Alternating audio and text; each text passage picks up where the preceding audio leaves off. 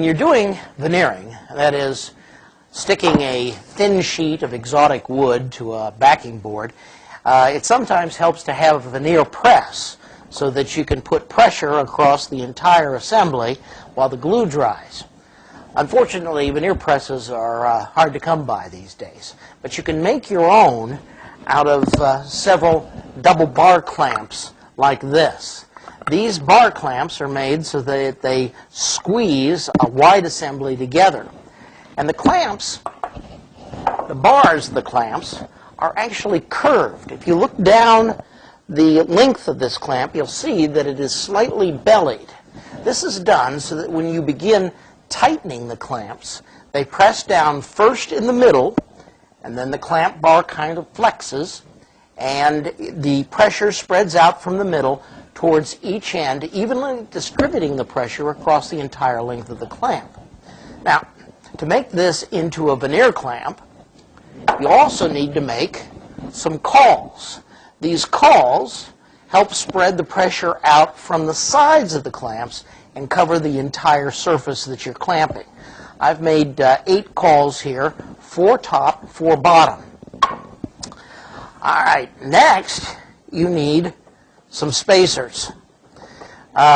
These spacers are wider than the assembly that we're going to glue up. That is, the cauls plus the backing board plus the veneer. They hold the bars open while you're inserting everything inside.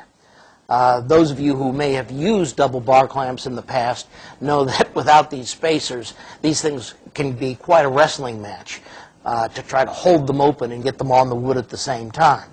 Once the bars are apart, put the bottom cauls in place and arrange the clamps like so.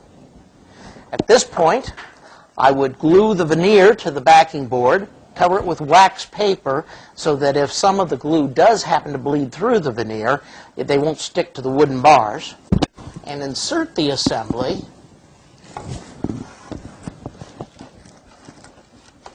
between the clamps, resting on the bottom cauls. Now we slide the top cauls in place.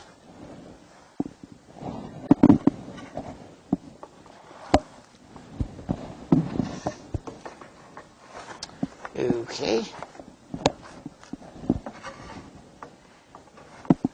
That's got it right there. We line up the top cauls with the bottom cauls, and then working our way from one side of the assembly to the other, we take out the spacers and replace them with yet more spacers. But these spacers are narrow. The width is much less than the thickness of the assembly that we're gluing up. Put the spacers in place and then tighten the clamp like so.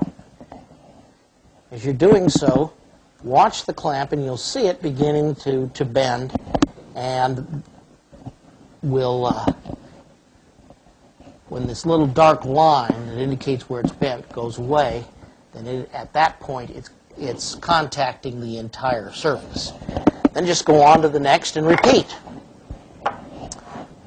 I'm Nick Angler, director of the Shopsmith National Woodworking Academy, and if you found this information helpful, we have a whole lot more for you at shopsmithacademy.com. Come visit us, and thanks for watching.